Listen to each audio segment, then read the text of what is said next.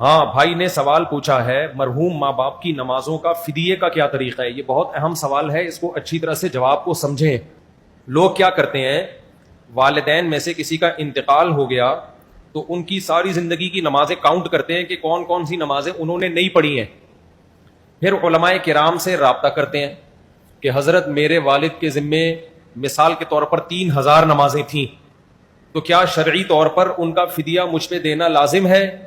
مفتی صاحب جواب میں کہتے ہیں کہ اگر انہوں نے وصیت نہیں کی اور وراثت نہیں چھوڑی تو پھر آپ پر شرعاً لازم نہیں ہے.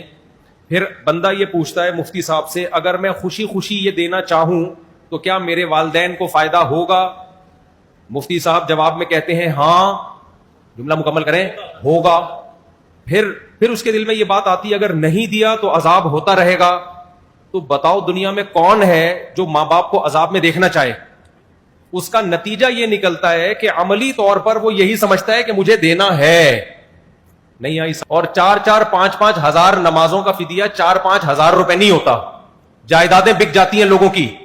اس لیے میں جب یہ مسئلہ پبلک کو بتاتا ہوں تو میرا بتانے کا اسٹائل تھوڑا سا چینج ہوتا ہے, کیونکہ شریعت کے مزاج کے خلاف ہے. شریعت چاہتی ہے کہ والدین کی وراثت اولاد میں تقسیم ہو, وہ فائدہ اٹھائیں اس وراثت سے. تو اگر یہ حدیث میں حکم ہوتا نا اس طریقے سے کہ ماں باپ مر جائیں تو تم نے ان کی نمازوں کا کفارہ دینا ہے, اگر ہوتا تو پھر تو آپ کے پاس دوسرا آپشن نہیں تھا. حدیث میں ایسا کوئی آرڈر ہے نہیں. تو اس لیے مسئلہ یہ ہے کہ اگر ماں باپ نے اپنی نمازوں کی وصیت کی ہے تو پھر جتنی جائیداد چھوڑی ہے اس میں 1/3 میں وہ وصیت پوری کی جائے گی, 1/3 میں, کیونکہ ان کو یہ رائٹ تھا کہ زندگی میں 1/3 یعنی 33.3% کی وہ وصیت کر سکتے تھے. وہ تو پھر آپ نے ویسے ہی کرنی ہے. لیکن اگر انہوں نے وصیت نہیں کی ہے تو پھر آپ صرف ان کے لیے دعائے مغفرت کریں, اور جو صدقہ خیرات کی ٹوٹی پھوٹی اللہ توفیق دے دے, کسی غریب مسکین کو کھانا کھلا دیا, کسی کو کنواں کھدوا دیا, جو نارملی کرتے ہیں اس سے آگے بڑھنے کی کوشش نہ کریں.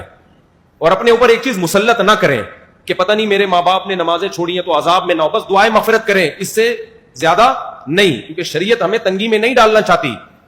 تو اب وہ چونکہ ان کی نمازیں گئیں, وہ اب جو ہے نا وہ سزا تو متعین ہے, اب دعائیں مغفرت کے علاوہ آپ کے پاس کوئی آپشن نہیں ہے. تو اب لاکھوں کروڑوں روپے اس میں دینے کی ضرورت نہیں ہے, اور یہ ٹینشن نہ لیں آپ, بس دعائیں مغفرت کریں ان کے لیے. تو ہوتا ہی ہے نا کہ جب پریکٹیکلی کوئی مفتی پبلک میں رہتا ہے تو اس کو پتا ہوتا ہے کہ اس کے سائیڈ افیکٹ کیا ہیں. تو یہ بہت زیادہ لوگ حرج میں آئیں گے, کیونکہ نمازیں تو آج کل بہت سے لوگ شارٹ کر رہے ہیں. کون کون اپنے ماں باپ کی فدیے دیتا رہے گا ساری زندگی بیٹھ کے؟ وہ تو فدیوں میں ہی ساری آدھا ہو جائے گا بیچارہ. اتنی زکاتیں نکالے گا, اتنے فدیے دے گا کہ خود کل لوگوں سے فدیے لے رہا ہوگا.